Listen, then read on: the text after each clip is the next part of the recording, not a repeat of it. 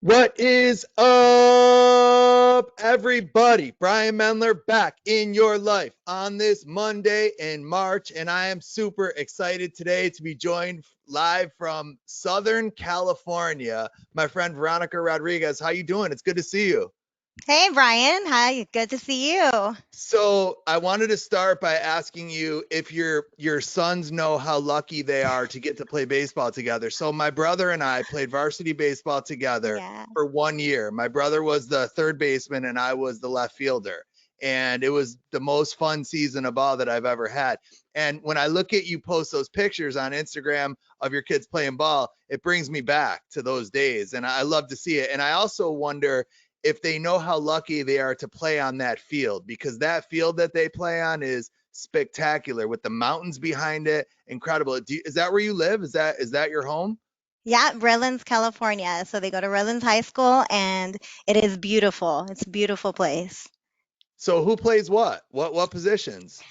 Well, they're both middle infielders and they're both pitchers. And so they have a blast together, especially because, all the baseball boys, they're always here at our house, like our house every weekend. It's full. And they just, they talk their smack back and forth. They're brothers. And the funniest thing happened maybe just a few weeks ago where they had to pitch against each other. And my younger one, who's a freshman, and goes against my older one, who's supposed to be this stud baseball player, right? And he strikes him out not once but twice. No And way. so that was just the talk of the evening at home, and it's just all fun and So I'm confused. competitive. I thought they were playing on the same team. They were, but they when they practice, they go live pitching, and so Ah, they brought my son up, who typically will play freshman, but every once in a while he gets pulled up to play on varsity or practice with varsity. So that day he got to pitch to his brother, and it was pretty funny. so you have three kids, right? Two Well, two I have boys and a four. girl. Four kids. I thought Yeah. you had three. Well, my oldest one is already out of the house. He's going to be 22 this year. So he's already done with one, but Nice. yeah, three left in the house. And then so how old? So my oldest is going to be 22, and then the two boys that are still home are 16 and 14, and then our baby girl who just turned 8 years old. Very cool. So, and again, same with me. So I have a brother 1 year older than me. I'm 43. My Yeah. brother's 44, and I have a sister who's 30. So we have a sister 14 years younger, which was an incredible experience. I loved it growing up. So my brother and I, we were a year apart, and we were not super close. We were close. We were Yeah. fine. We like each other. Don't get me wrong. But we're not best friends. We never were. It was just there was a competitiveness between us that, I think, and I was often jealous of him. My brother was one of those kids in school that was just phenomenal. He just was the best at everything always, and I struggled frequently. And so it was kind of always trying to catch up to him. But then when my parents told us they were going to have my sister, I was so excited. I'll never forget this. I was 13 and my brother was 14, and my parents sat us down on the couch and they said, just so you know, you're going to have a baby sister. And my brother was so mad. He was so furious. He did not want to have a baby sister. And I was really happy because I wasn't going to be the youngest anymore. So I'm like, yeah. And so my mother looks at my brother and he says, and she says, why are you so upset? Like, I don't understand. And my brother looks at my mom, he's 14, and he goes, because now all my friends are going to know that you and dad still do it. And he slammed the door shut, and he slams the door shut, and he runs out of the house. And that was the introduction to having my sister that my brother had. And to this day, it's like our favorite family story of, and of course now, we're all close, and we go on vacation together. And I always have to remind my sister, I'm like, just so you know, Jay didn't really want you at the beginning. He's cool with you now, but he didn't really want you at the beginning. So Southern Yeah. California, you're a Mhm. middle school principal. I love, seeing your posts on social media, and I can tell that you're just an avid learner. You love to learn and you love to grow. Tell me a little bit about Mhm. your school and a little bit about your job and what you do. Well, I'm brand new to the district this school year.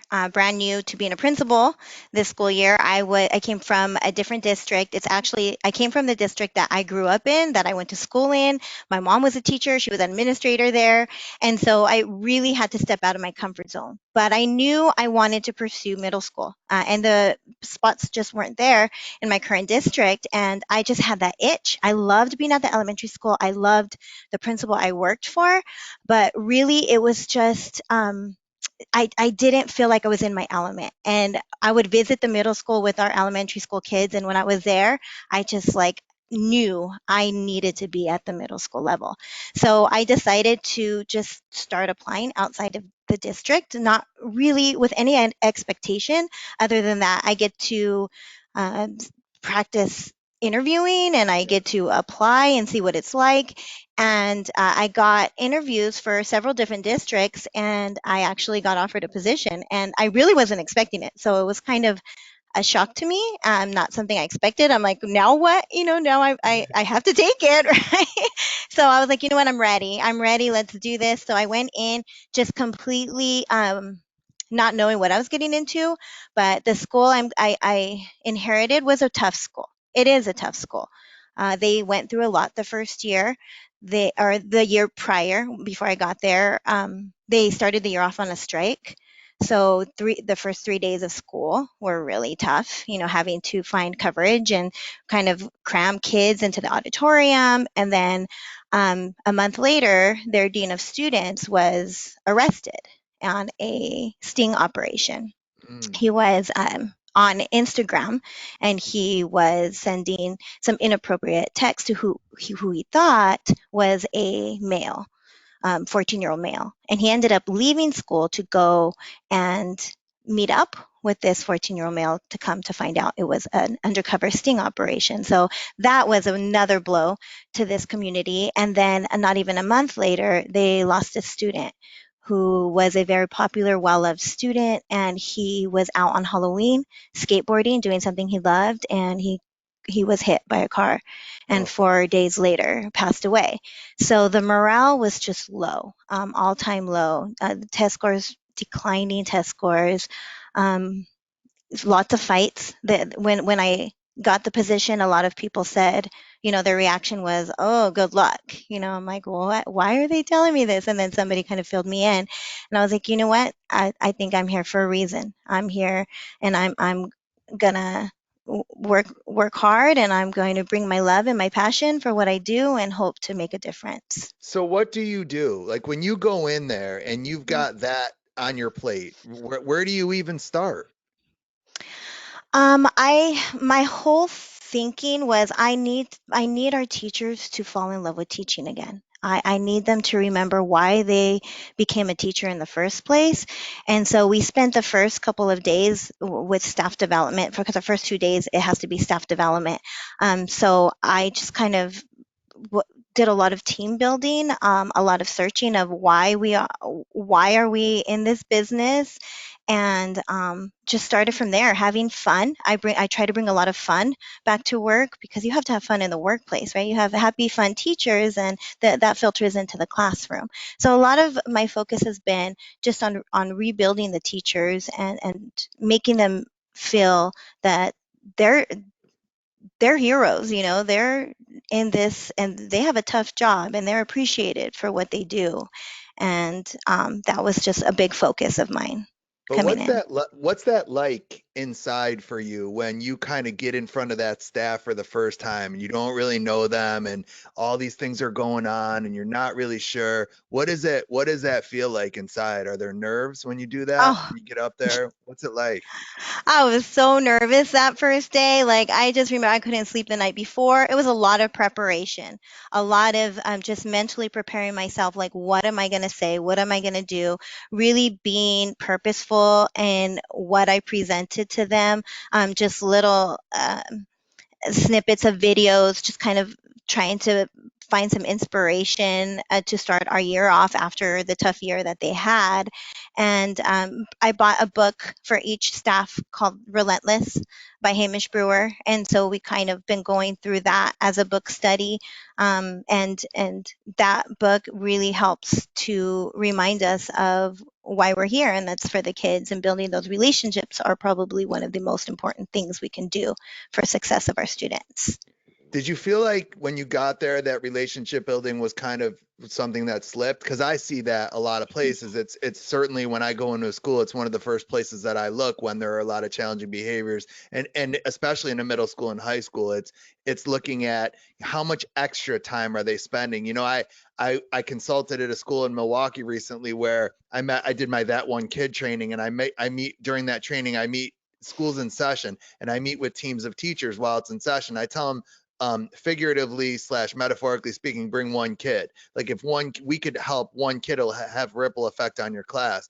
And then I spend about a half hour to 40 minutes and we focus on one. And it was interesting because I did about 12 of these meetings, and the question that I asked each group during this was, how much time are you spending outside of your required time? So if you take required time out, whether in a middle school and high school, that's either 45 minutes or 90 minutes, right? It's either block or period. And if you take that time out of the mix, and it was unbelievable, literally every single teacher, the answer was none. It was mind-boggling to me. And I looked at them and I said, I'm not trying to be rude or disrespectful to you, but you have proven that you care a lot more about what you're trying to teach the kids than you do about the kids. And with challenging kids, it has to be the complete opposite. They have to know that you care way more about them than anything you're trying to teach them. And that's always where it starts. And then I said, I recommend you doing 2 minutes a day, just 2 minutes a day. That's it.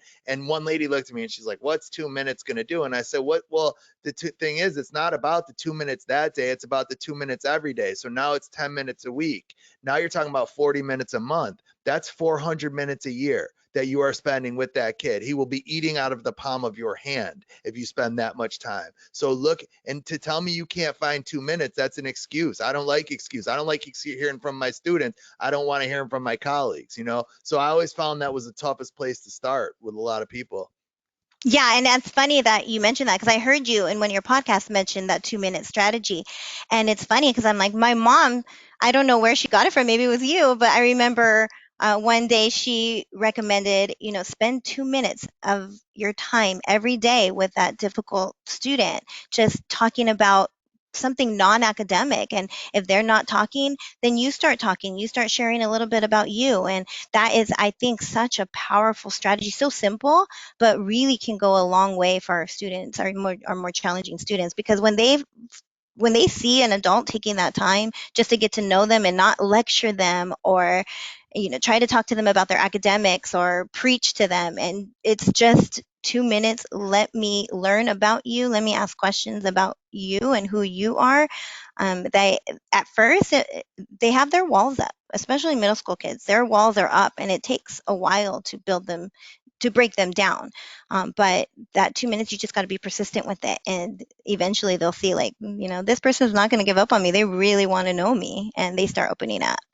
And it's both ways. It's both ways Yeah. because a lot of times the kids don't share. So you can ask a question, hey, what's going on with you? Are you tired? It looks like you're tired. And then when they don't respond, you just answer your own question because I get paid to be here and I'm tired half the time too.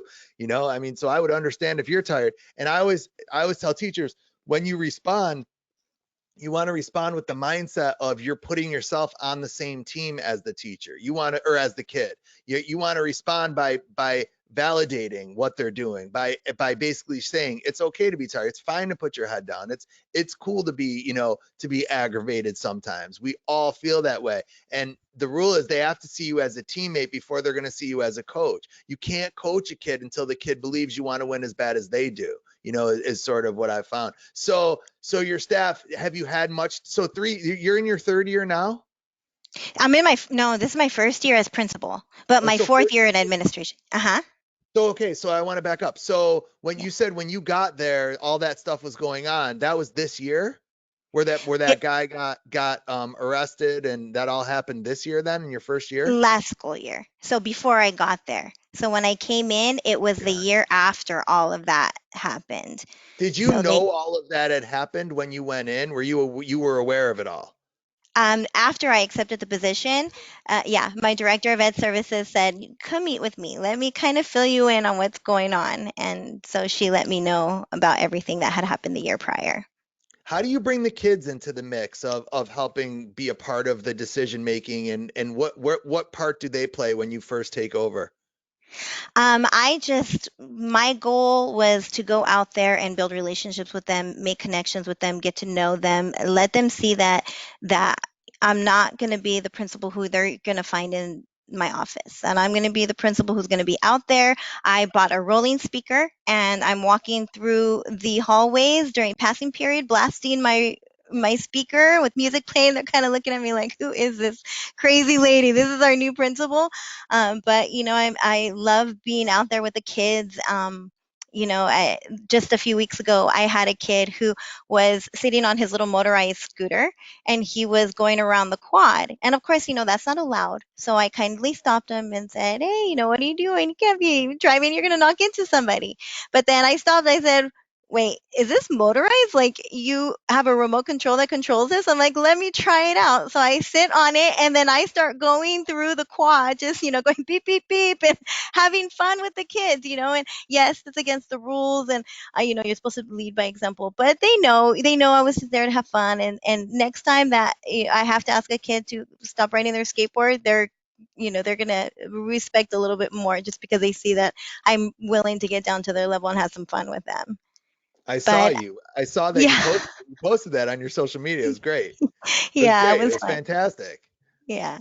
And then another way, just recently I started doing is called a principal's roundtable, because I really think, when you start talking to kids and you start asking for their input and insight on what's happening in the school, it's kind of like, man, why didn't we think of this sooner? Why don't we, we're saying the school has all these needs and all these things that we need to meet for the state and for our accountability, and we meet with the parents and we meet with the teachers, and how about including the kids and getting their input. So recently we did a principals roundtable where just randomly 20 kids were invited to come and have pizza with me during lunch. And we looked in California, our accountability system is called the California dashboard, and we get a color in the four indicators that we're measured in. And one of the ones we're focusing on next year is our absenteeism. Our absenteeism is over double the state average. So Mm. it's a really big concern at the school I'm at. So one of the things I did is I showed them the dashboard, and I said, like, we're measured by how many of our students are chronically absent. I said, so I want to get your guys' input. Why are so many of our students not coming to school? So we went over the why, and they just brainstormed, and they just told me, and I just recorded everything that they were telling me. And then it was very insightful. Some of the things they said, probably a little bit tough to hear, especially for me and for some of our teachers, but they're truth. What It's was their what perspective. was what were they? What were the things that were hard to hear? Your typical things like bullying, kids are being mean and they don't want to come to school, family problems. The trauma that happens in Banning, California is like nothing I've ever seen. I can't believe the stories that I hear Give me every day. one. You gotta give me an example of one at least. Oh, okay. So the one that sticks out to me the most is I had a kid who just kind of broke down and didn't want to do anything that day. And he came, I saw him out in the hallway actually, and he was not listening. And I said, "Hey, come to my office. Just come to my office. You can cool down, you can relax. Come talk to me in my office. Or you don't have to talk to me if you just want a place to just kind of go." And so he came, and as soon as he got in my office, he broke down and he says, "I don't know why these damn teachers want to teach me this and this and that when I have all this stuff going on." I was like, "Well, what do you got going on? Why don't you tell me?" And he said, "My I have no place to live right now. Like, my mom is with his stepdad, but his stepdad doesn't like him, doesn't want him in the house. So he went to go live with his brother, but his brother has his own kids and his own family. So he went to go live with the sister. And he says that he's just kind of bouncing around, doesn't know where, where to live." And then he was dealing with, on top of that, he had a girlfriend that everybody knew they were together. They were together for like a year, which is a really long time for a seventh grader. And, she had inappropriate pictures that were getting leaked out and passed around. So he had all Mm. this stuff going on in his head, and he just kind of broke down. And, just that's just one example of so many things are So coming to what my do you mind now. do? Like, What do you do then? So what's the process when you hear that? What do you do? Other than I let just Go ahead. I said other than listen, which is kind of the first step I think always with kids is to just really hear them out and not Mhm. interrupt them and not get annoyed with them at being sad and being upset and being frustrated. But what's the next move? I think just letting them know that I'm here for them, that, I really try to change the stigma of what the principal office represents. It's not a place where kids just go to get in trouble. It's a safe place where if you need somebody to go to, I'm there, and or you can come and you can come talk to me in this place and I'll be there for you. Luckily, we have an MFT, a marriage and family therapist, and Mm. so I oftentimes I'll kind of refer them to our MFT to follow up with them to see if there's anything that they can do. But it's just kids being able to see that you genuinely care about them and you want to be there for them. We do have a school social media page, and I let him know if you need anything over the weekend, please reach out. I run our school social media page. If you need anything, don't hesitate. And he actually did. He did reach out Mm. during the weekend. He was ready to go out and fight, and go call some of his boys, or he said that his brothers were part of a gang, or his cousins or some kind of family was part of a gang and wanted to go retaliate on some of the things. And I told him, don't do it, don't do it, it's not worth it. And the fact that he was able to reach out to me on social media and have somebody who, outside of school, he can reach out to, and I've had a few kids do that on social media. And he didn't. And so he did, and he chose, Mhm. made the right choice. Yeah, he did. He chose not to. I think he needed somebody to kind of talk him down at that moment, and the fact that he was able to reach out to me and I was able to respond to him, it made a difference in him that day, at least. There, there's nothing that makes me more physically ill than hearing a parent who depicts a step parent over their child. Like they pick the boyfriend or the girlfriend over the child. And I actually had a girl, it's interesting, you reminded me of a lot of kids that I taught. She was a high school kid, Erica, who um was a smart kid. She was in my self-contained special ed class, and she, not the smartest of my kids, but she was certainly capable enough to pass the state exam, the legit state exam that she needed for a diploma. And she did well on all the practice tests, and then she bombed the actual test. And I didn't, so she took the test and then school was over. So I never had a chance to see her or talk to her about it. And I ran into her at the grocery store, and I was like, hey, and she's trying to run away from me. And I was like, get over here. I said, I listen, you gotta tell me what happened on that test. I need to know. And she said, I'm going to tell you the truth, Mr. Mendler. She said, the night before, my mother said, the minute I graduate from high school, I'm out of the house. And that was the only test I needed left to graduate from high school. Mm. And so I failed it on purpose. She's like, I didn't know what I was going to do that night. I didn't know where I was going to go, but they didn't want anything to do with me anymore. So I couldn't graduate. And that was the first time that I had that anything like that even ever registered for me, that a kid would sabotage their own, exam or their own test or their own whatever they're doing just because of something going on at home. And I just remember feeling so sad for her. And I said to her, I looked at her, I said, you did the right thing. I said, I'm actually proud of you now. And I said, that's why you should have told me right away, because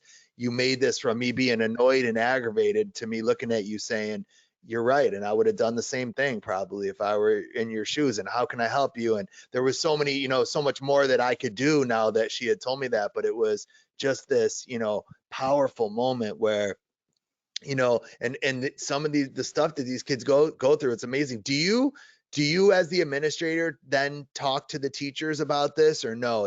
Is that a slippery slope? Like, do you go to a teacher and say, hey, cut this kid a break, like look at what he's going through, or how do you navigate that? Yeah, no, I absolutely let the teachers know what they're going through. In fact, we had this amazing person named Rick Ramirez. He's from Texas. He came and he did a keynote to our students and to our teachers. And then what he did is he took our top 20 at risk students and he did an hour activity with them. And one of the things that he asked them is, I wish my teacher knew. And so he actually shared that with our staff at a staff meeting, and then he only shared a few of them, but they were all so heavy and so deep and so insightful that I went and I typed up all the responses and kept it anonymous for the kids who requested to. Some requested, they said they didn't want anybody to know, but the ones who didn't, I let the teachers know, like, you have this student and this is what they're currently going through. And I dealt with some of these students frequently, and I didn't even know what some of these kids were going through. And part of my goal is when they come to me to the office, one of the first things I do is start asking questions about their home life. And one of my first questions is, who do you live with? And even seeing these kids in numerous times, I didn't know some of these things. And it's just crazy what you don't know. And it's crazy when you give the kids the opportunity to speak on those things. It's just amazing what you find out. So I was interested in that. I saw that you did that with Rick. And so what Mhm. exactly does he do? So were you a part of that when he did it? Were you in the room when he was doing the activity? How does he do it? Mm-mm. No, it's just him and the kids because he really wants them to be just to feel open to share.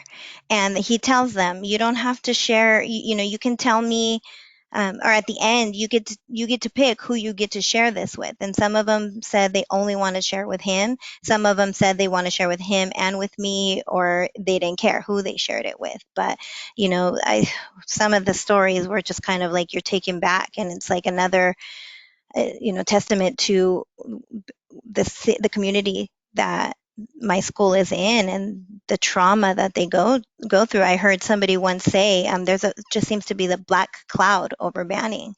Mm. And the more I learn about our kids, the more I see it, and I think, wow, I'm so inspired by our students and what they've gone through. I have another one who he came home.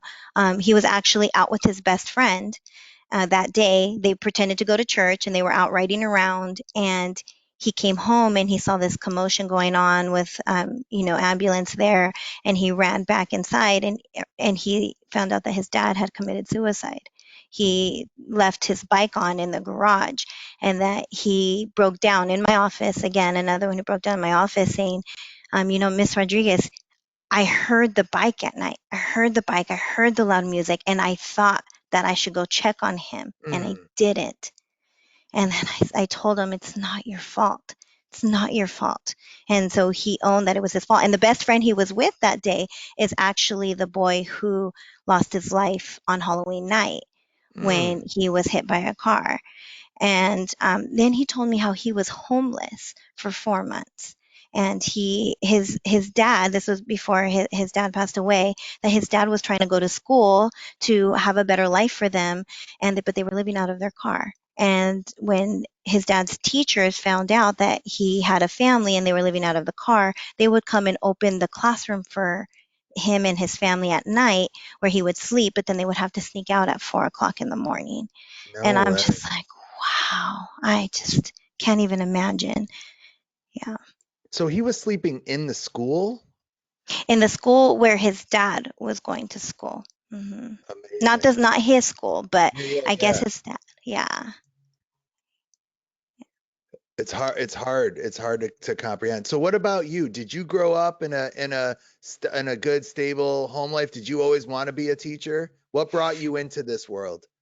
You know, I felt like my home life was pretty normal. And it was, I think, up until I was like 8 years old. And then I found it was me and my dad and my little brother, and we just had what seemed like just the perfect little life. My mom was a teacher.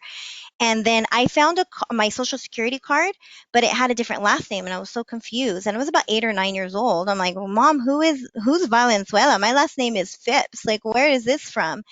And then I saw the look she gave me, and finally, a couple of days later, her and who I thought was my dad at the time decided to sit me down, let me know that he wasn't really my dad, that my mom was married before and he was abusive, and so she had to leave him. And that, looking back now, I don't realize I didn't realize at the time how difficult that was for me, because it's your whole identity, your whole, like, how you thought you came to be isn't really what happened at 8 or 9 years old. It was pretty devastating. And I think I became really rebellious. At that time, I was a little bit angry. I became a little bit difficult, and my what I who I found out he was my stepdad.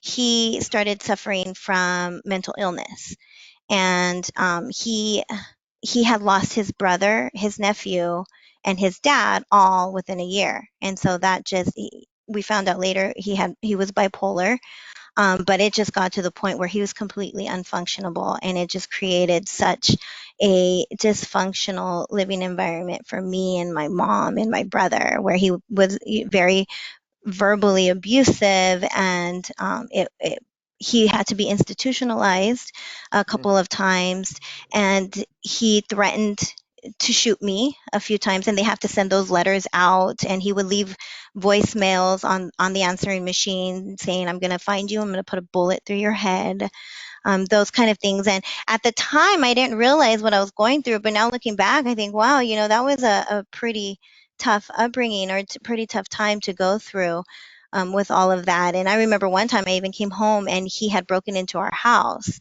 and all of our stuff was laying out in the front yard, and he was just standing out there waiting for us, and we just kind of drove past him, and that was kind of the last memory I had of him. And then he just kind of disappeared. I'm not sure where he went, but that was probably a difficult time for me. So wait a minute. So this was your stepfather that you Hmm. when they sat you down, they said you thought this was your father. Then you find out this is not your father, it's your stepfather, and then he becomes abusive later on. So up Yeah. until when you were 8, he was not that way. You don't remember that. You remember just a nice loving family. And then it Hmm. just switched. It seemed to switch, and I don't remember. I just remember that event, and then it seems like from that event forward, it just all went downhill. So did you guys leave him then? Because when you say he left that message, I'm gonna find you. Were you not? Did you guys had left him and then he was basically coming trying to come back? I remember leaving a couple of times. We would leave and we'd go with my grandma, and then we'd come back, and he would leave, and it was kind of like this cycle for, I want to say, years. And then it finally got to the point where, um, he we were still in the house, but we put an alarm system on, and he was in the hospital a lot. I just remember he was in a mental hospital quite often, and that's where we would get a lot of our messages from when he was in there. Wow. So what about your real dad? Have you gotten to know him? Have you met him? Have you looked for him?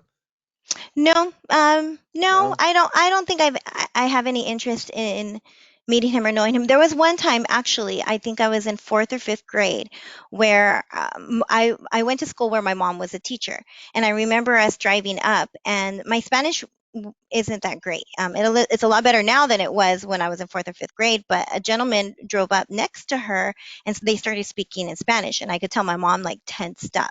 I'm like, who is this guy? And then he kept like looking in the window and looking at me. And I'm like, what are they talking about? Who is this guy? And then he drove off.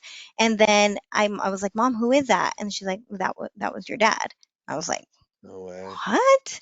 And that's the only time that I've ever seen him or even know who he was. But no, I really don't have any interest in seeing or knowing him.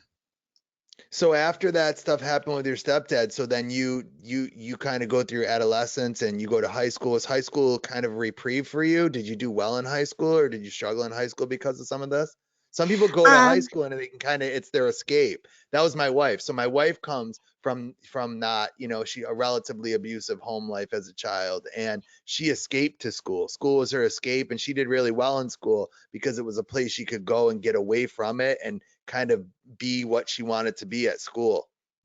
I loved high school. I think, I feel very fortunate that we weren't in that, my mom didn't stay in that relationship very long, that she recognized it as becoming toxic when it did. And I know it was difficult for her to leave, but I mean, my mom is strong. She's my rock. And I have my grandparents who um, were two amazing human beings. Mhm. My grandpa's no longer with us, but I think that it's because of them and their strength and their support that I was able to get through that and be successful in high school. I was, your typical cheerleader and ASB, and I was in theater arts, and I did sports, I did track, I did basketball. Very involved in high school, and I actually really, really enjoyed my high school I years. was gonna ask you that because it looks like all your kids are really great athletes. I see your little girl, your 8 year old, who's amazing. My son's 8, so we have kids the same age, and actually it looks like they would be friends. My son loves singing and dancing. That's what he loves to do as well. And but she's incredible. I mean, I saw you were just at a thing at Disneyland. How'd that go for her? What was she doing there? It was a dance competition. So, I was raised because a whole separate story, but my mom ended up rekindling a relationship that she had in high school. And so she ended up remarrying and was with this man for 18 years. They Hmm. were married, and he had two boys. And so I was like 16 when they got together, and they were my brothers. So I have my brother from my mom, and then the two stepbrothers. And so I was raised around boys, and then I my first three kids were all boys, so everything up until this point has been boy stuff and sports. And so my daughter wanted to get into dance. I think you have a daughter into dance too, I right? have a son and a daughter in dance. They're both in dance. They both are dance. Yep, both of them. They both take jazz, ballet, and tap. Yeah, a whole different world than sports. So, I'm so fortunate that my husband has a job where he gets off really early and he's able to do all of this extracurricular with her. And so he's a total dance dad. He's there picking her up from dance and learning from all the dance mamas about what she needs. She has to have this costume, she has to have these earrings, her hair needs to be this way, her makeup needs to be this way. Like, it's crazy, right? So I'm like, ridiculous. It's a racket. The whole thing's a racket. I'm like, you wait a minute, 100 and what? $80 for what? She's gonna wear this one time, one time. They don't care. It is costume after costume after costume, and it is forking over the money.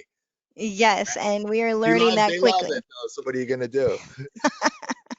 She does. She loves it, and she loves everything that she does, and now she wants to do more. And now she's talking about doing some that warrior challenge. I don't know. I'm like, no, stop. You're doing enough right now. Like, slow down. So my niece is on the show. My niece, Really? she just turned 14. So the new, the season that just started, the newest season, it's just starting on, I don't even know, I think it's Universal Kids, correct?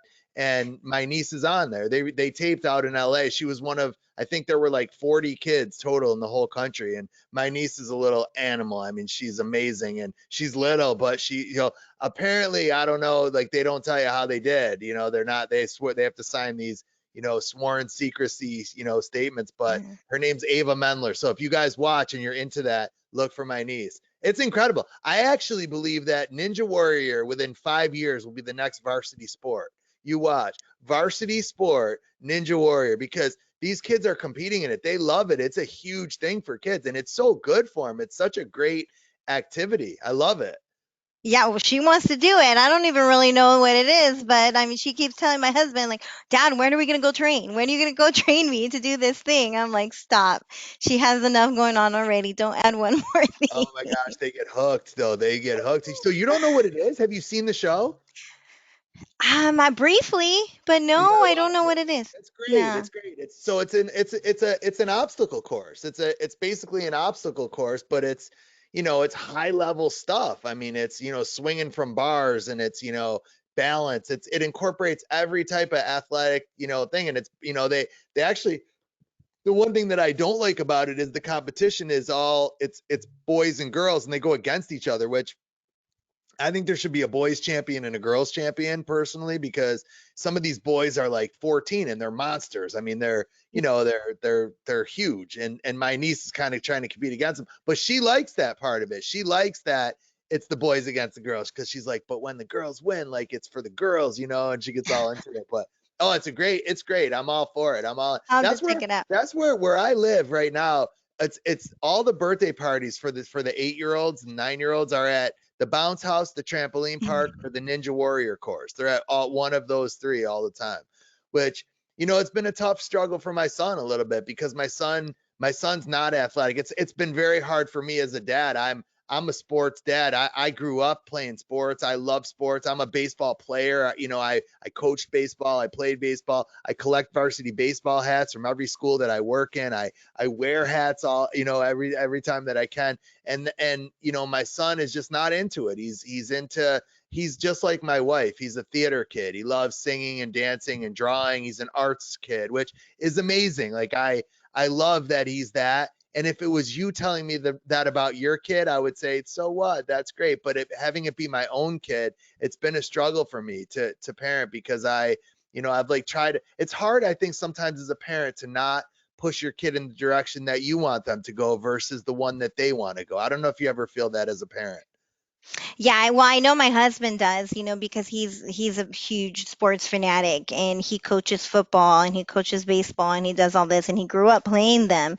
And so, he pushes it on my daughter too. And I said, "Stop. You had your three boys. Like you got to do the sports thing with them. Let's do the girl thing." And he's still pushing it on my daughter to do. He tried to put her in MMA, and that's why I just put my Yeah, foot but I down and like said, that. That's "No." good. He's right about that. He's smart. You want Yeah. your daughter to be able to kick somebody's butt if they mess with them, and I'm Yeah. I'm for that. I'm for that. It's interesting you just said that though, because I have a son who I feel like quote unquote does a lot of girl things, and it's been hard in the sense that I feel like a lot of times, especially at this age where he's in second grade, and it's kind of like the boys hang with the boys and the girls hang with the girls, and he's kind of in between. Like he doesn't fit really with either group. He does, like he's got Yeah. friends, but he doesn't have like a core group of friends. He doesn't have a group of kids that he hangs out with, or that call him to play or do things with. And that's hard for me as well, because I'm a people person. My wife's not. My wife's always like, who cares? I don't want to be around people. And I'm like, there's times I take Ubers just so I don't have to be alone. Like, this is how opposite, that we are. Yeah. But it's been a hard thing for me, no question. I found that it's easier to parent one child than it is another. It's just how it is. Yeah, it's definitely challenging. My kids have always been super social. I do my one introvert is my freshman, and he's one that just like always likes to stay home. And I always tell him, like, go out, have fun, go with your friends, but he'd rather his friends come over. And it's just crazy how different personalities our kids can have. But you love them each for their different uniqueness, and my kids are all very different in that way. I Yeah. say that one of the things I say is kids are the only thing in the world that I know where you can create them exactly the same way and they can turn out so freaking differently. I mean, what else in the world, right? You make chocolate chip cookies one way, they turn out that way every time. Kids, total opposite. And I mean, literally, like you literally created them the same exact way. Okay, too much information probably, but right? And how do they turn out so different? It's amazing to me.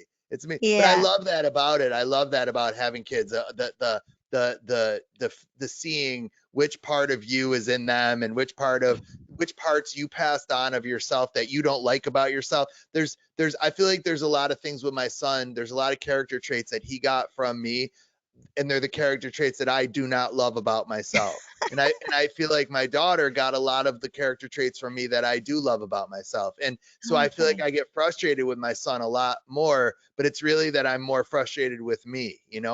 He's got a quick temper, and I do too. Like, I'm much better as an adult. Like, I've worked hard on that in my life, and medication and therapy, but and I see him, like, when he snaps sometimes, I see myself, I hear my own voice in him, and it's hard for me to separate myself from that. And it's when I coached him, I coached him for one season in t-ball, and it was really, he didn't really want to do it, but he's like, I'll do it, Dad, I know how bad you want me to do it. And and we got to where by the end of the year, my assistant coach and I had an agreement where he wouldn't coach his own kid and I wouldn't coach my own kid.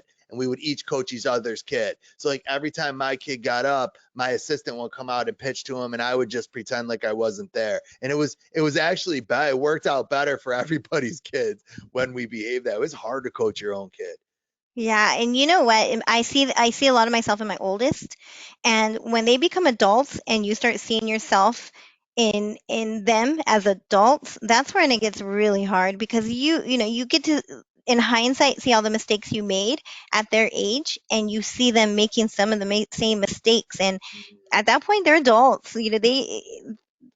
They don't have to listen to you anymore, and they're out there on their own, and it's been a real challenge to be the mother of an adult child. It's probably one of the most heart aching times for me as a Mm, parent is your interesting. adult child. Yeah. So you started young with him, I'm guessing, right? Yeah, I was 18.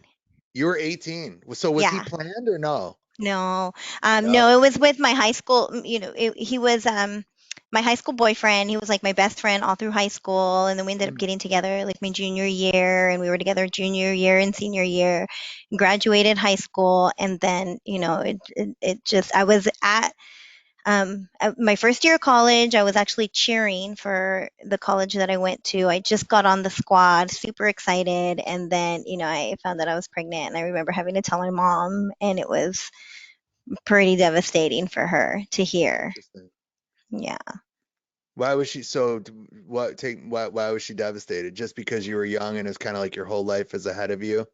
Yeah, just because I was so young and it was my first year in high school. I mean, I'm sorry, in college. And, she knew I wanted to pursue being a teacher, and she was worried about me being young. And, when you're that young, it's really hard to be a parent and to go to college and get a job and still do all those things. And you can't be the best parent you can be at 18. And I look back and I feel really guilty for some of Mm, that, some of the time.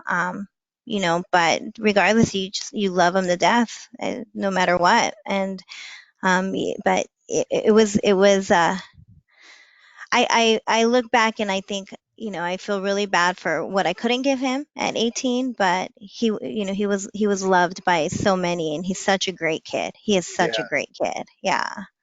The thing is that I don't think there's really a right or wrong when it comes to parenting or kids because it's all about perspective. And I look at my own life now and I'm 43 and my wife and I are trying to have a third kid. So we have two, we want to have a third. And and I look at it and I say, there's a big part of me that wishes I had one when I was 22 or 23 because now they'd be 20, whatever. And I would for sure know that I was going to be a grandpa, which I really want to be someday, and I feel like as you get sort of later in life it will become a blessing, much more. I'm sure it was a blessing the whole way, Yeah. but where it just becomes a different kind of relationship. Did his dad stay in his life throughout Oh yeah, your he your did. former boyfriend? Okay, so are you Yeah. still friendly with him, like you get along with him and everything? Yeah, we've been friendly for, a long time now. Yeah, The that's first cool. few years, we were young and we broke up and there was a lot of drama. But we quickly both moved on and just kind of co-parented together, and it was pretty easy after the first few years. By the way, have you seen the Netflix documentary Cheer? You're a cheerleader. Have you seen Cheer yet on I don't think Netflix? so. No. Have you heard of it? No. Oh, this is the latest hot thing on Netflix. It's called Cheer, and it's an inside look into cheerleading now, and it's how what cheerleading has become. Like when I was a Mhm. kid, cheerleading was you stood on the sideline and you cheered at the basketball games, and then you did sort of they did like the halftime thing quick, and that was it. Whereas now it's its own whole sport and it's its own world, and they don't even cheer at the games anymore. Their whole thing is, and so basically it chronicles this team from Navarro College, which is in Texas, little small town, Corsicana, Texas, outside of Dallas, and they're the best in the country. They're the best cheerleading program in the country. They're a junior college, and they win the whole thing. They win the whole. There's this big cheer competition in Daytona every year, but so it's an inside look at cheerleading, and it's unbelievable. You got to watch it. It's so fascinating, and but it's dangerous. Like they show. So basically, by watching this, what I realized very quickly was I will not let my kid cheer because it is unbelievable. I mean, they throw these girls in the air and they come down and in practice and they're smashing through each other, and they were like, you see the performance and usually they nail it in the performance, but there were like 20 falls leading up to the performance. You got to see it. It's so good. It's called Cheer. Yeah. Okay, I'll have to check it out. That's definitely not how I remember cheer in high school. It's a whole different world now. It's a whole different Yeah. world. Just how competitive it is too. It's really interesting. But they were saying how, for a lot of girls, there's no, or even boys. I mean, a lot of these top, like that school, Navarro College, they have, 9 boys on the team. They're monsters. I mean, they throw these girls in the air like you can't believe, but it is no joke. It is a tough sport. I mean, legit. Yeah, I have a friend who her daughter is in it, and I see her post in her social media, and it's just non-stop. And I don't know if I'm ready for that kind of commitment. This dance thing is taking up enough of our time. I feel like everything's like that nowadays for Yeah. kids though, it's almost like if you don't get full into something early on, you get left Mhm. behind because so Mhm. many kids are specializing in sports and in what even in music or whatever they do. I see my son, he's in these shows. We have this really great kids theater program where I live. I love it. And but you go in there and he's okay, like he's good. He gets a part and he's never the star or anything, but you see some of these kids who are stars, and I mean, they are unbelievable. Fifth graders just singing like you can't believe, and they're taking private lessons and everything now, and it's kind of how it has to be.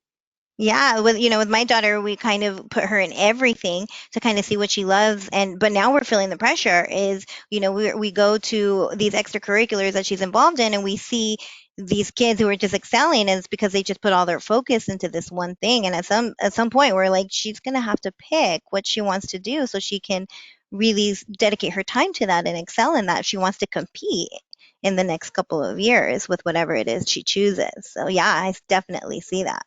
How did did you guys at your school or you or handle the Kobe Bryant thing? I mean, being out there in Southern California and going through that, and I felt it here. I mean, I'm 3,000 miles away, and the ripple effect, I think across the world. But what was it like being in the backyard there? I remember seeing a post on it, and I was like, "What? This cannot be. There's no way." I grew up playing basketball, and my daughter plays basketball, and I coached basketball when I was at the middle school I was at, and I was a huge Laker fan. I went to games, and I was Kobe fan back in the days when they won their 3 titles, and I couldn't believe it. It was so heartbreaking, and it's like feels like we lost a family that day. And my husband, I can count probably he'll probably hate me for telling you this, but I can count on one hand how many times I've seen him, shed a tear. And I remember we were watching some of the tributes on like YouTube and social media and things like that. And I did see him get choked up. And that next day, I made sure to include a tribute in our morning announcements, and I wore my Kobe jersey that day, and it was just so surreal. Like it took even now just trying to process everything. It's just crazy, especially because he was my age too, our age, right? I think we're Yeah, close to the same age, and I remember him coming straight out of high school to play, and that was like such a big deal. And seeing me him too. grow into this, he was such an arrogant player when he first I started, loved and him. Loved him. yeah, and yeah, but he grew to just be this just amazing athlete and mentor and icon and family man and husband, and it's just was a great great loss for the world, not just for sports and basketball. And I remember, I have a bunch of good friends who live out there, and they used to talk about how he was notorious for taking helicopters and how cool it was. Like I guess the Staples Center has a big helicopter pad right on the roof, and he would land. So he would fly right from his house and land right on the roof. Talk about, service to your game, and then walk down and go play, and then go back and flying it home. And it's just, incredible. And I just think it's a perspective to remember how short and life can be, and how every impact you make and every interaction you have with someone, it could be your last, and you never know. and Mhm. and if you go into every workday and every situation like that with kids in school, I don't think you could go wrong. Work to make their life better every single day. That should really, really be the focal point. Sometimes I get asked frequently about consequences and punishments, and what I say to kids, to teachers, is I say, look, I say a lot of these kids that we're talking about, these kids live in a world of punishment. They grew up being punished. They've been they grew they were born out of their mom into a consequence. And so how are am I or you going to make their life worse? It's almost impossible to try to do. So if you take Mhm. the opposite approach of that and make your focus 100% on making that kid's world better all the time, even when they're being nasty, right? It's easy to be respectful to respectful people. I mean, anybody can do that. To me, the true sign of character is, can you remain respectful to disrespectful people? And look, that's hard. I'm not saying it's an easy thing to do, but when teachers are able to do that, I believe that they go to a whole other level of teaching, and not just teaching, but of classroom management, of being able to handle these kids who come in and tell them where to go and how fast to get there. But it's not easy. Last thing that I wanted to just touch on real quick, because you mentioned this a while ago. We were talking about it, and I wanted to respond to it. You said you do you have gangs in your school, and if you do, like what? So how do you navigate the gang waters? Because I get that question a lot, and it's a tough one. I don't think so much that our kids are in it, but it's more that their relatives are in it, their older relatives. And we just had a really scary situation recently where one of our local gangs had a hit on one of our students. And every day after school, they were outside, and the kids would come and tell me, Mrs. Rodriguez, I think he's going to have a gun. I think he's going to come with a gun because his family is known to have guns in the house. And so, we had to get police involved, and we had to just be on extra high alert. And at one point, one of the students after school, we see him on the cameras. He got through security, and he was looking for that kid. But luckily, that kid, he was he's one of our tough kids, one of our toughest kids that we have. But he knew he was in over his head with this one, and he luckily felt that he was able to come to me, and he told me, Miss Rodriguez, I'm not scared. I said, I know you're not scared. You don't got to prove yourself to anybody. I know that you're ready to go toe to toe with anybody. You proved that. He's proved that here. And he said, but this one is just a little bit above my head. And so we just made sure. I said, look, 10 minutes before school's out, you come to my office. We'll make sure it's all clear. Your mom can come get you from my office. And it took about a week and a half for it to kind of all seem to just kind of boil over. But it's just being able to create a safe place for them to come to, and a safe person that they feel that they can go to, and get them through that. And I told him over and over again, I said, man, I have so much respect for you that you came to me and you knew this was above you, and that you felt like you could come to me in order to get yourself out of this. You knew you needed an adult at that point. And it's not about being scared, because they feel like they have to be so tough, especially in the culture of the school that we're at. Kids felt like they had to fight. I mean, there were fights happening. The first 2 months, I think there was 28 fights in the first two Oh, months.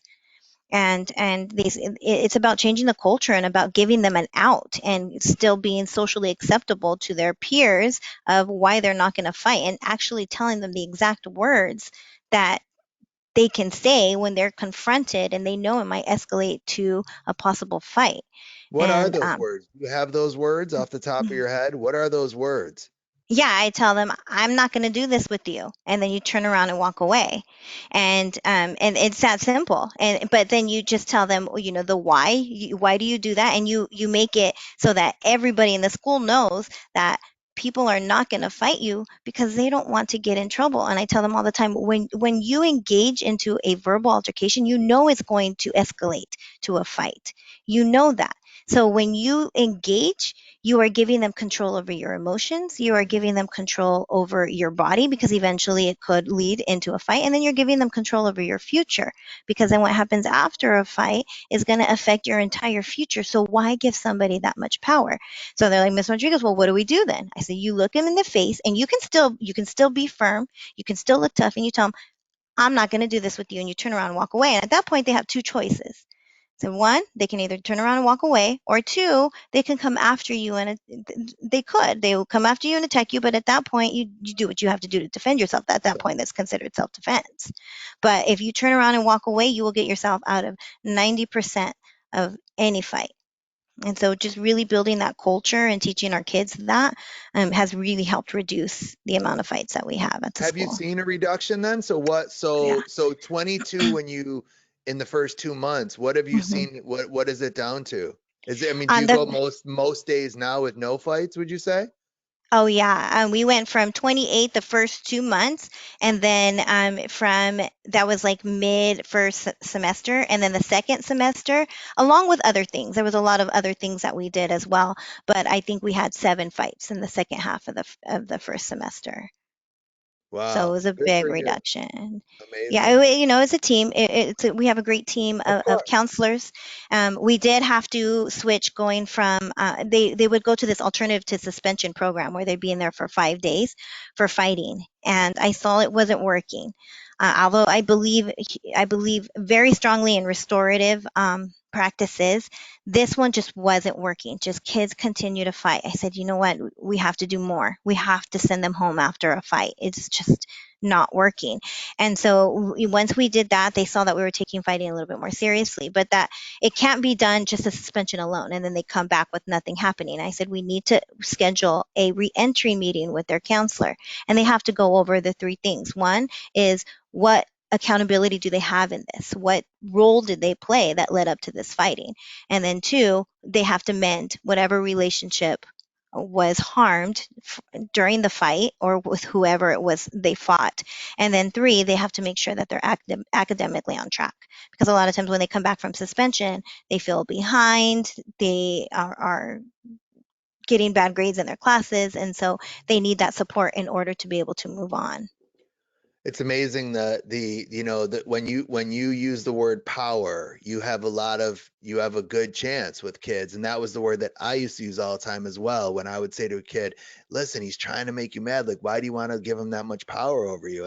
And by the way, now I do that with teachers. The same thing. Like there's this thing I do in my workshop, and you'll probably see this in California if you come, where I do it. I don't do it every time anymore because I got some flack doing it, but I flip the whole room off, right? So I give everybody the middle finger, and everyone's just can't believe it because they're like, "Who is a staff developer flipping the whole room?" I did this, by the way, the height of my career. I did this to 800 superintendents in Illinois. So I had 800 superintendents, and I flipped them all off, right? And I looked at them all, and I with the middle finger, and I looked at them, and I said, I just pissed you off, right? And then I looked at him and I said, but if I do this and I put my thumb up, right? And I went in like someone's face and I was going like this, like, yeah, kind of like you would like this, but I was going like this, and I said, and the lady started laughing, and I said, so by just changing a lousy finger on you, I could completely control your emotions.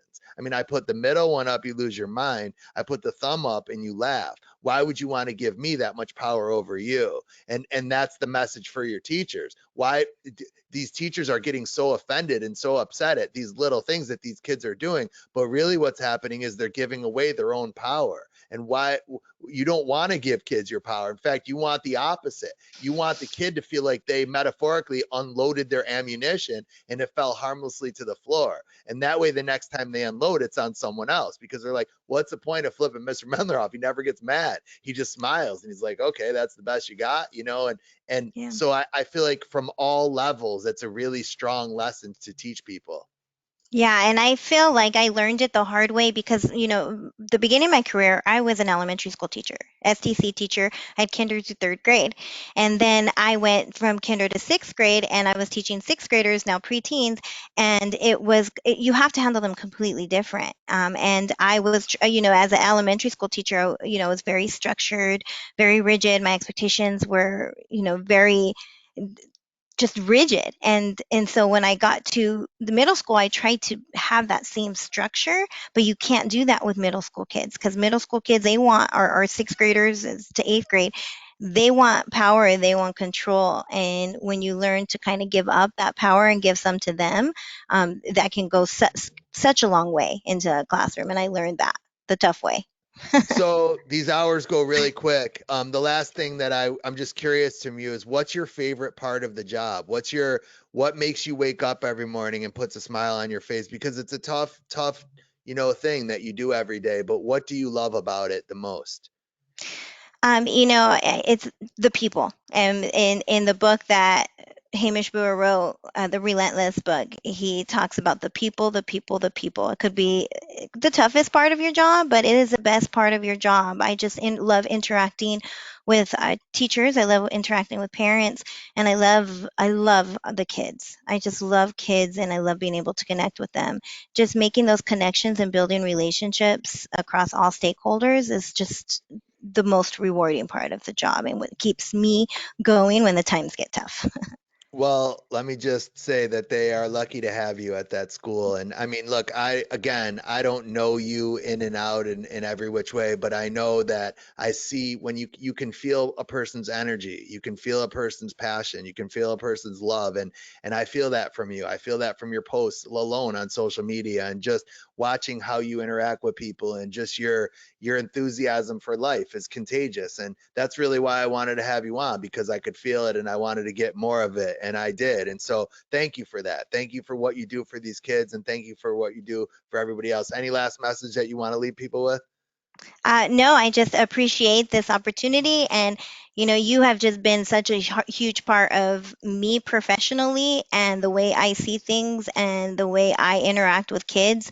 And when I first saw you in Vegas, I saw you, I think it was like 4 or 5 years ago. You were a keynote. And I just at that moment became like the biggest fan. I bought every single one of your books and I started following you on Twitter before Twitter was even a thing in the educational world.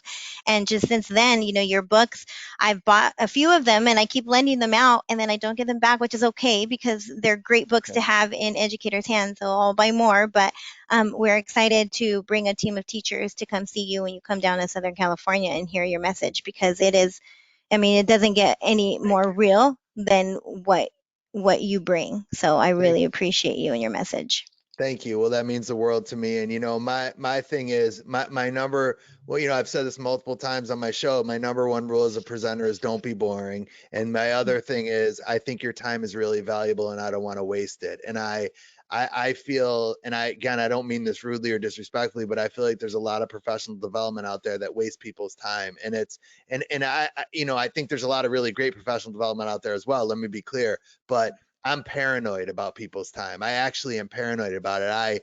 I'm so I'm like these people could be at the pool at Caesar's Palace right now. Why are they sitting with me in this conference room? And I need to make it worth their while. And I think when you come from that approach, you're just ultra obsessive about performing at a really high level, and that's what I try to do. But I try to do that in everything in my life, and I think that's the way to try to live your life. And I that's when my life got a lot better was when I learned to do less things but do them all really well versus trying to do a lot of things and not doing any of them well. And I learned it in addiction recovery. For me, it was addiction recovery. And that's where the 2 minutes, by the way, when you said earlier, you don't know where that 2 minutes came from. I don't know if it came from me either. That's the truth. I don't know where things come from a lot of times in education. And I don't really care. I think some educators get way too concerned about where things came from. For me, it's all about we should just all share with each other. And it's if something works, who cares who invented it? But I got it myself from addiction recovery. It's that one day at a time mentality. It's one day leads to 1 week, and then 1 week is another week. And it's putting together your life in small doses versus trying to hit the home run every time. And for me, that's just been a better approach in my life. And so I try to take that approach in just about everything that I do. So thank you for saying that. I appreciate it. It was so much fun having you on. I appreciate it very much. And I'll catch up with you in about a month when I come out there. Yeah, looking forward to it. Thank you for having me. It was really an honor. Good to see you. All right, you too. Bye. All right, hold on. Let me pause this real quick.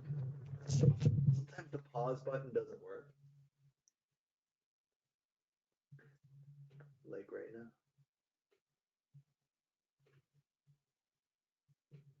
I don't understand it,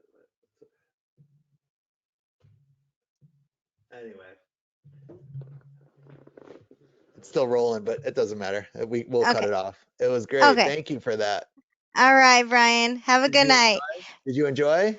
Yeah, absolutely. I've Good. been counting down the days since you first asked me. When you Yay. first asked me, I thought, "Oh, he's so nice to mention that, but he doesn't mean it."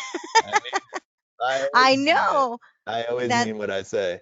Yeah, Yeah, I appreciate you're that. not the first one who's had that reaction because and it's look, I love to just bring people on that I find interesting. That's for me what it really is, and and I love it when I don't know someone because I'm like, cool, I can spend an hour getting to know someone, and it's just it's my favorite thing to do. It's if we were sitting and if you were picking me up, at a hotel for my staff development day, it would be the same conversation in the car that we would be having to the school where I'd be saying, tell me about your kids, and for me, that's what this show is. Do you listen to Joe Rogan at all? Do you know Uh-huh. Joe? Okay, so Joe Rogan is who I kind of try to model my podcast after. I want to be like the Joe Rogan of education, and Yeah. his number one rule on his podcast, no matter who he has on, is that he has no topics. He's like, we just Yeah. talk about whatever, and I love that. I feel like I'm hanging out with him and his buddy, for 2 hours, which is cool, in Yeah. like some secret room. That's how I That's try to exactly do how I this. feel about your podcast. Because I try to, I've tried to listen to other educational podcasts because I love listening to podcasts and audibles, and I love reading books and all the things I learn on Twitter. I try to learn as much as I can.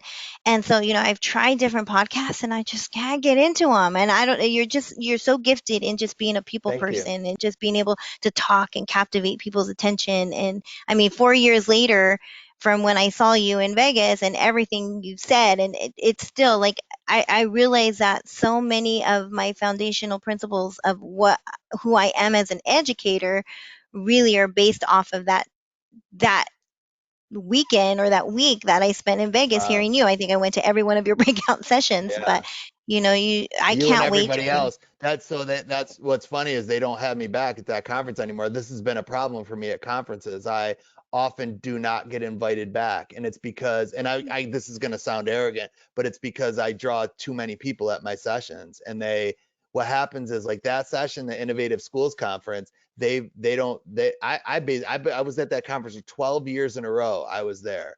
And this year they were like, no, we don't want you, which I'm more popular now than I've ever been, right? I've got a Mhm. huge Instagram following, a huge Twitter following, a podcast that reaches tons of people, and basically, but I don't make them any money. So they have their own people that do workshops for them all throughout the year, and I don't work for them. I work for Mm. myself.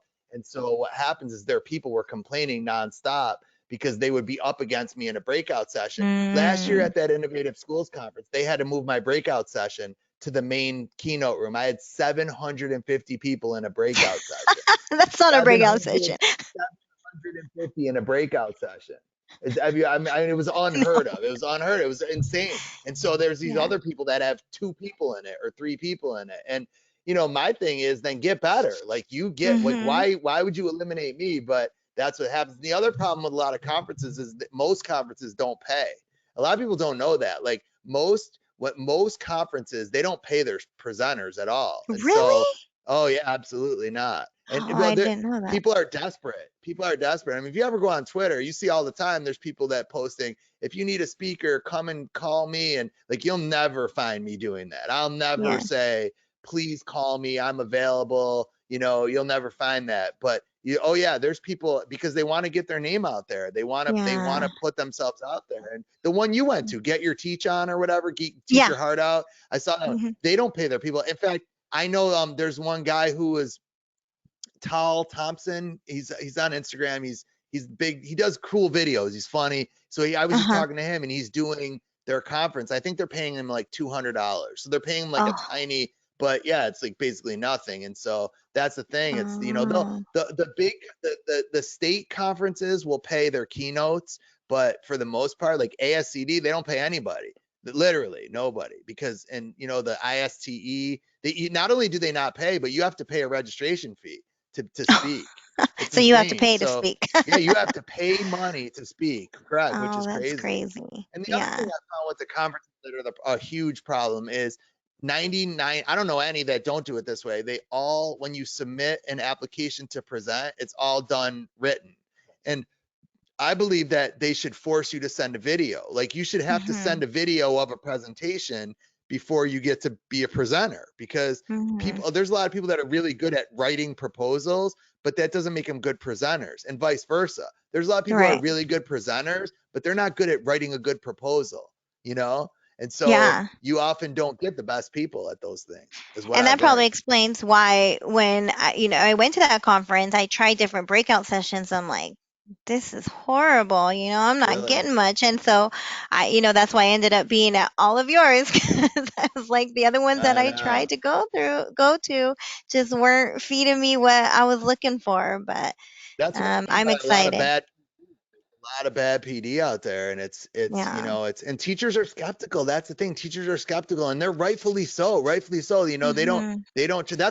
That's the other reason that I get so many people is because everyone comes in with really really low expectations. It's great, right? So everyone comes in and like, oh, another session. This is gonna suck. And then if you're like halfway good, they're like, whoa, this is the greatest thing ever. And it's Yeah. like, yeah, okay, it's kind of like when it's 40 degrees and then it's 80 the next day, or no, it's 20 degrees and then it's 50 the next day. It feels like it's Feels super hot. hot, but it's kind of not, but it feels like it is. It's kind of one of those Yeah. things. So Well, I'm bringing a team of teachers, and I kind of put it out there and asked what teachers would be interested. So I was a little bit surprised at some of the teachers who volunteered to come. I good. did mandate one. I said, you really need to come because her answer. I'm struggling with this one, and her answer is like, I'm not here to build relationships with kids. I'm here to Mm, teach them my content. Like that is her hands down. I said, well, how is that working for you? Because she's kicking kids out yeah, all day long, and so I'm bringing a little bit of a rough crowd, but I think yeah. that you're So going to speak to them. just so you know, I think the answer though to her, which because I get that a lot too, the answer is they don't have to be mutually exclusive. Like that's what's cool. Nobody's telling you not to teach content. Like because middle Mhm. school and high school teachers are frequently territorial over their content. Mhm. What they are. They are an expert in math, or an expert in science, or an expert in social studies. And what I tell teachers is, cool, do your thing. Like nobody's telling you not to teach social studies. What we are saying is every once in a while, like weave in a story about your life and about where you Mhm. come from and about what Mhm. your family history is. Like you can build a relationship. It's what I do in my workshop that makes my workshop so effective. What makes my workshop so effective is I build a relationship while I'm teaching content. It's not Oh, one or the other. It's content done through a relationship. And if you can teach them to do that. And the other thing I say to teachers like that is I say, cool, okay, but if I can make your life easier, fourth period with one kid, would that be beneficial to you? Because your paycheck's still the same. So you're always fighting with this kid, fourth period, nonstop.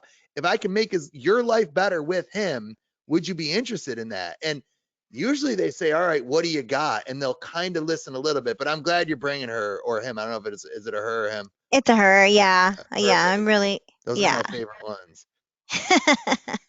I love Yeah. those ones. We're bringing six, or seven or eight each day. So because we had to break Cool. it Well, up because of subs, but I'm really looking thank you. forward. And if Yeah. you can help, like if you have any principal friends that are out there and you can spread the word for that one, that would be appreciated. I appreciate Okay. it Yeah. for Yeah. either one of those days. So cool. All right. Hey, it Well, was a definitely. pleasure. Thank you for doing this. It was All right, awesome. Brian. All right. Have a good one. Take Hey, care. have a safe trip to Jamaica. Enjoy. I'm so excited. Yay. Have Post you lots ever of been? pictures. Never. No. Never. Yeah. So That's I'll one be of my living favorite vicariously through. places. Yeah. Post pictures. How about my life, right? Hawaii for a week in January and Jamaica in February. You can't really beat this life. I'm telling you. Oh, I'm lucky. yeah. Good for So you. blessed. All Yeah. right. Have a All safe right. trip and have a good night. Take care. I'll talk to you later.